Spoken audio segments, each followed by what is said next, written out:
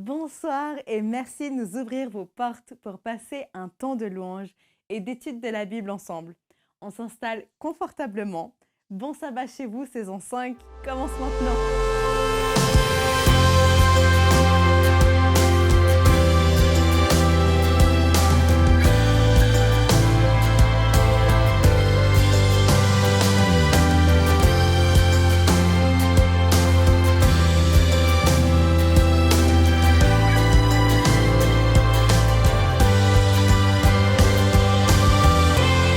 Bienvenue à Bon Sabbat chez vous, l'émission qui nous rappelle chaque semaine l'invitation de Dieu à passer 24 heures toutes spéciales avec lui. Invitation faite depuis la création du monde et pour l'éternité. En concluant notre moment de ce soir, êtes-vous prêts et prêtes à accorder à Dieu une place dans votre planning?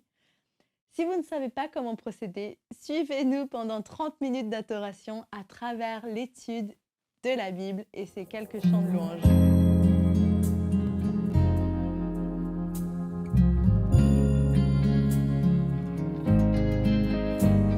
Ce son est pour ceux qui recherchent Dieu. Lorsque tu transpires la douleur, la TLS clame. Quand tu aspires à la douceur, Ben Rabbi proclame un Dieu qui entend les cris, même en silence. Écoute en cœur et remplis ton cœur.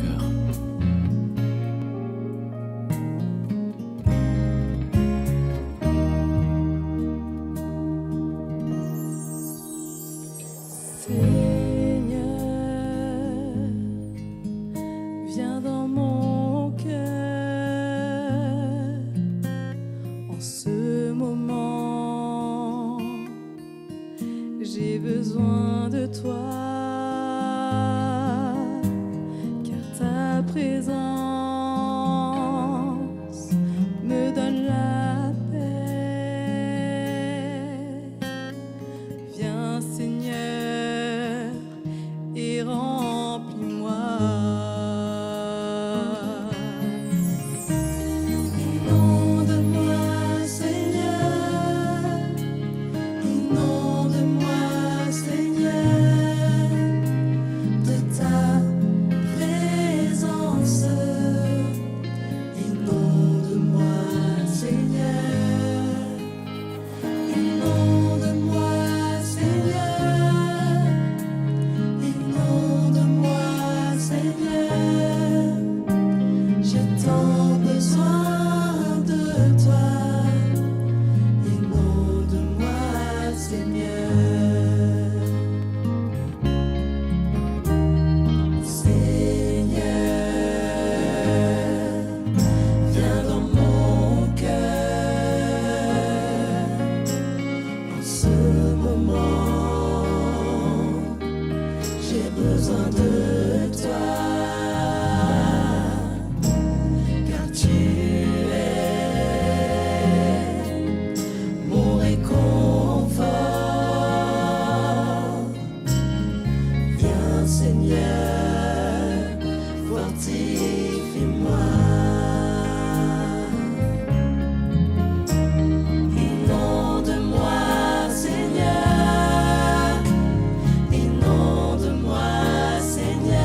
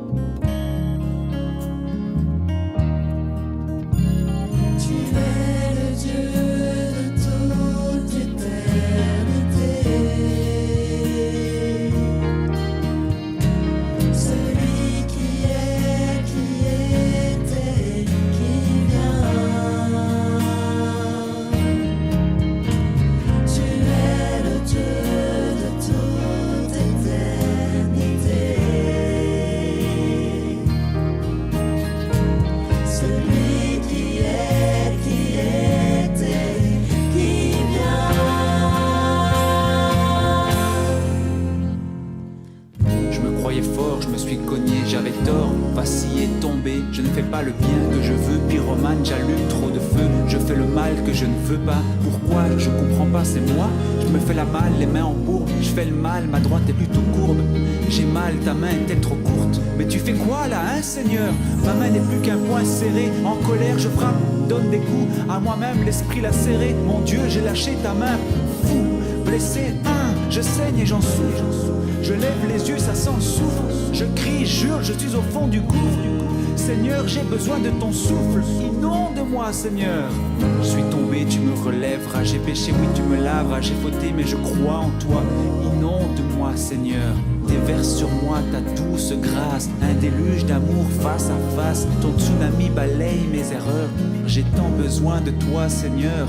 Besoin d'un mieux, reconnexion. Éteins le feu, résurrection. Le temps d'un vœu, transformation. Maintenant je te prie à chaque heure. Remplis-moi de ton cœur. Inonde-moi, inonde-moi, Seigneur. Inonde-moi, Seigneur. Inonde-moi, Seigneur. Inonde-moi, Seigneur, de ta présence. Inonde-moi, Seigneur. Inonde-moi, Seigneur. Inonde-moi, Seigneur. J'ai tant besoin de toi. Inonde-moi, Seigneur. Inonde-moi, Seigneur. Inonde-moi,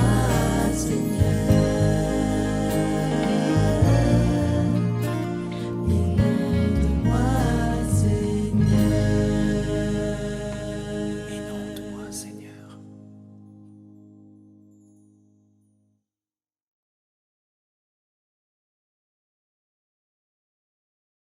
Encore une fois, ce soir, on parle de miracles faits par Jésus.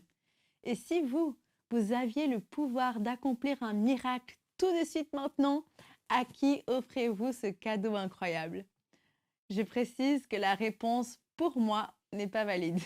Alors, à qui feriez-vous un miracle si vous le pouviez? Vous avez 5 secondes pour répondre. Je pense que beaucoup de parents pensent à leurs enfants, beaucoup de couples à leurs conjoints, des médecins peut-être, un patient, et ainsi de suite. Mais je ne pense pas me tromper en disant que personne ne répondra à mon pire ennemi.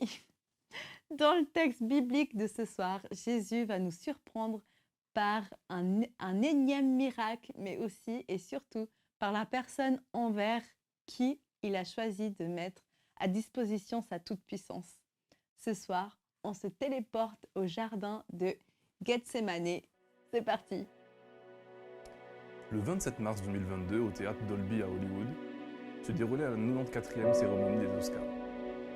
Ce grand rendez-vous annuel a pour but de récompenser les meilleurs films ainsi que leurs acteurs. Ce soir-là, bien plus que les films et les acteurs mis en avant, c'est un événement particulier qui a retenu l'attention des médias pendant plusieurs mois. Après une blague de mauvais goût du présentateur sur l'épouse de Will Smith, celui-ci se lève de son siège et vient donner une gifle à l'auteur de la plaisanterie. Il accompagne son geste d'une invitation pour le moins franche à ne plus jamais prononcer le nom de son épouse. Après ce geste, l'acteur se rassoit, ravi d'avoir d'un geste viril sauvé l'honneur de son épouse et surtout le sien. Quelques minutes après, l'acteur se voit récompensé par l'Oscar du meilleur acteur. Mais ce prix exceptionnel restera au stade de l'anecdote puisque l'événement de la soirée, pour les médias et le public international, fut la gifle. Au bout de quelques jours, en plus du lynchage médiatique, la sanction tombe. Interdiction pendant 10 ans pour l'acteur de recevoir un prix aux Oscars. En plus de cela, l'acteur est boycotté par l'industrie du cinéma. Il perd des contrats, il perd de l'argent, mais par-dessus tout, il perd toute sa crédibilité. On peut effectivement contester cette manière de rejeter des personnes après la commission d'une simple faute, mais c'est de coutume dans nos sociétés actuelles. Au-delà de toutes ces sanctions subies par l'acteur, il y en a une qui fut particulièrement humiliante, la désapprobation de son épouse. En effet, on lit ça et là qu'une source proche du couple aurait rapporté que sa femme est une femme forte, elle n'a pas besoin de son mari, mais elle n'a pas besoin de sa protection surtout. Quelle humiliation. Vous aidez votre épouse, vous récoltez son indifférence. Alors on peut effectivement discuter de la toxicité dans laquelle ce couple a évolué et cette famille. Mais cette situation illustre peut-être des moments que vous avez peut-être déjà vécus. Avez-vous déjà été convaincu de la légitimité d'une action pour défendre une personne ou une cause et que cette même personne reste indifférente ou pire, elle affirme qu'elle n'avait pas besoin de vous, de votre aide de cette façon en tout cas. Effectivement, il n'y a pas que les intentions qui comptent.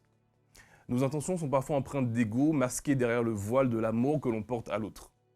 Nos actions et notre fonctionnement desservent parfois la cause suprême que nous voulons défendre. À ce propos, l'histoire biblique dont j'aimerais vous parler se situe dans l'évangile de Luc. En fait, on la retrouve dans les 4 évangiles, mais elle comporte un détail particulier sur le 3e évangéliste. Dans Luc 22, versets 49 à 51, on retrouve le récit d'une action qui s'est déroulée juste avant l'arrestation du Christ. Au verset 49, « Voyant ce qui allait arriver, ceux qui étaient avec lui dirent « Seigneur, devons-nous frapper avec l'épée ?» Et l'un d'eux frappa l'esclave du grand prêtre et lui emporta l'oreille droite. Mais Jésus dit « Laissez, cela suffit. » Puis il toucha l'oreille de l'homme et le guérit.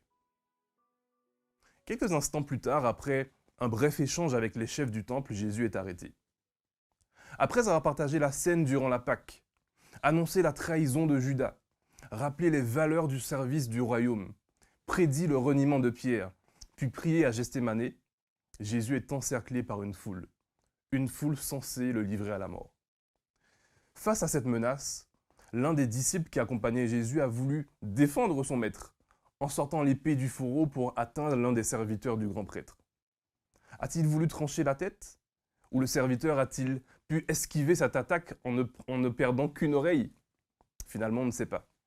Ce qui est certain, c'est que l'oreille est sectionnée. Avec la violence du geste, on imagine qu'elle est au sol, laissant l'homme avec la face droite de son visage baignée de sang. Il est aussi intéressant de remarquer que, plus tôt au verset 36, c'est Jésus lui-même qui conseille à ses disciples de se procurer une épée, sinon non pas une. L'auteur de l'attaque semble avoir pris au mot les recommandations de Jésus. Il est sans doute fier de sa bravoure et il s'attend certainement à un compliment de son maître. Peut-être même un encouragement à ne pas se contenter de l'oreille, mais de s'occuper de la tête tout entière. Pourtant, la réaction de Jésus est tout autre. Laissez, cela suffit. En d'autres termes, laissez faire même cet acte que vous ne comprenez pas. Alors que le récit aurait pu s'arrêter là, comme le font d'ailleurs les autres évangiles, Matthieu, Marc et Jean, Luc va rajouter un détail qui fait toute la différence. En effet, avant de se laisser conduire par la foule, Jésus profite de son dernier instant de liberté pour agir. En effet, on croit en un Christ qui agit plus qu'il ne parle. Il guérit l'oreille du serviteur. En plus de remettre à sa place son disciple trop zélé, Jésus vient réparer publiquement ce qu'il considère officiellement comme une erreur. Comme un médecin pendant son temps de vacances qui naturellement se propose de porter assistance à un passant victime d'un malaise, Jésus ne peut s'empêcher de guérir cet homme. Par ce geste, il affirme que sa nature est fondamentalement amour et guérison. Il ne fait exception de personne, même s'il s'agit d'un individu qui se fait l'instrument de sa crucifixion. Il fait grâce à cet homme car il est conscient qu'il ne sait pas ce qu'il fait. Le disciple était pourtant convaincu de la légitimité de son acte, tout comme l'était Paul lorsqu'il persécutait les chrétiens avec le même zèle. Pourtant, au nom de Dieu, des crimes sont commis, que ce soit physiquement ou encore psychologiquement. Par ce geste de guérison de l'oreille du serviteur, on peut imaginer que Jésus souhaitait symboliquement rappeler quelque chose de fondamental à ses disciples. Personne ne doit être empêché d'entendre parler de moi. Dans la tradition juive, les informations étaient transmises à l'oral, donc destinées à être écoutées. On comprend donc bien l'importance de l'oreille et du sens de l'ouïe. L'ouïe était en effet considéré comme étant le portail de la connexion avec un Dieu qui parle, qui appelle parfois à tendre l'oreille pour mieux l'entendre. En effet, l'oreille est ce qui nous permet d'entendre. De plus, sans entendre, l'on ne peut comprendre. Et sans comprendre, on ne peut expérimenter le royaume de Dieu qui resterait un mystère pour nous. Ce miracle de Jésus vient réaffirmer une notion fondamentale du message du Christ. Toute la terre doit entendre parler de cette bonne nouvelle. Face à cet épisode, plusieurs questions se posent à nous. Est-ce que parfois nos méthodes de partage de l'Évangile ne sont pas de nature à couper l'oreille, ou du moins couper l'écoute de ceux qui reçoivent notre message? Est-ce que notre caractère, notre volonté d'avoir le dernier mot, ou encore de démontrer à l'autre que son opinion est mauvaise, ne sont pas des manières de couper l'oreille à ceux qui sont appelés à entendre et recevoir l'Évangile? Quel est au fond notre véritable objectif? Être absolument différent et régner fièrement sur les autres avec le Christ? Ou aimer et guérir comme il l'a fait? Parce qu'au fond, ce que Dieu veut, ce que Jésus veut, ce n'est pas couper l'oreille, ni dérober ou détruire les pécheurs, mais guérir et sauver, y compris ceux qui ne lui veulent pas du bien. Oui, l'Éternel use de patience envers l'humanité, afin que tous puissent accéder à un changement radical dans leur existence même. Mais cette vérité, encore faut-il que les hommes et les femmes qui nous entourent puissent l'entendre. Comment pourront-ils le faire si nous coupons d'emblée leurs oreilles en agitant la menace, la crainte ou le reproche? Comme tout l'évangile de Luc le démontre, le but du Christ sur terre était d'inaugurer le royaume de Dieu. Et l'un des moyens de prédilection du Christ était de guérir, de porter secours et panser les plaies. C'est précisément ce message que nous sommes appelés à proclamer et bien plus, à pratiquer. Comme nous croyons en un Dieu qui guérit les cœurs brisés, qui soulage les opprimés et qui est toujours capable de délivrer, la seule épée que le Seigneur voudrait que nous brandissions est celle de son esprit, comme le dirait l'apôtre Paul. Ce même esprit qui parle à l'Église et au monde, qui souffle à nos oreilles que nous sommes enfants de Dieu. Des hommes et des femmes ont soif de Dieu. Ne les empêchons pas d'entendre parler de lui. Je vous souhaite un bon sabbat, chérie.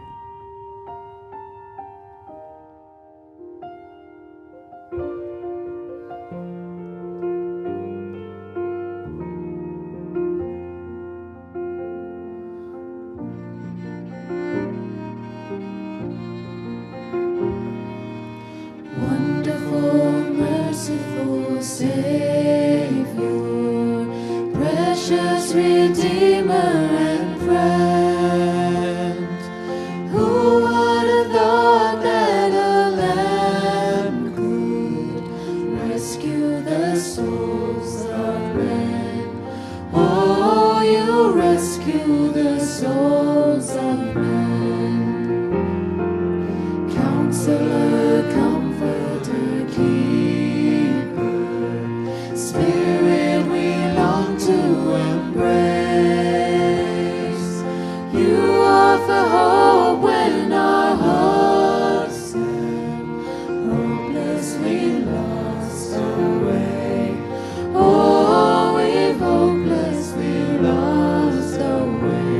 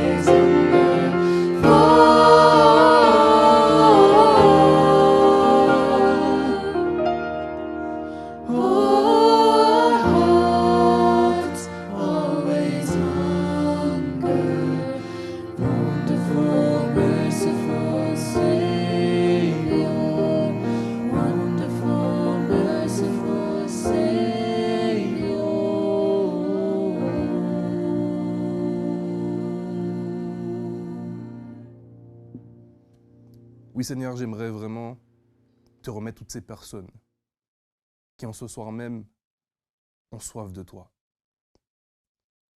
Nous avons peut-être commis des actions. Nous avons peut-être usé de méthodes qui, d'une certaine manière, ont coupé l'oreille de nos auditeurs. Et ce soir, nous aimerions vraiment nous reconsacrer à toi. Parce que ce que nous voulons, c'est être des instruments de guérison. C'est être des instruments qui proclament cette libération, cette délivrance dont le monde a désespérément besoin. Alors je t'en prie, Seigneur, attendris nos cœurs. Aide-nous à comprendre le véritable message du Christ. Aide-nous à comprendre quel est notre véritable appel. Parce que tu es venu non pas pour juger, mais pour sauver et servir.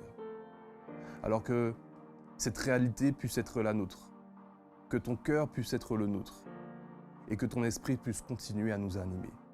Ce sont les grâces que je t'ai demandées, au nom de Jésus, ton Fils, et pour ta gloire. Amen. C'est sur ce miracle doublement spectaculaire que je vous laisse ce soir. Dieu est vraiment surprenant. Qu'il vous émerveille, vous aussi, durant ce sabbat avec ses bénédictions. C'est tout ce que je vous souhaite, en plus d'un bon sabbat chez vous.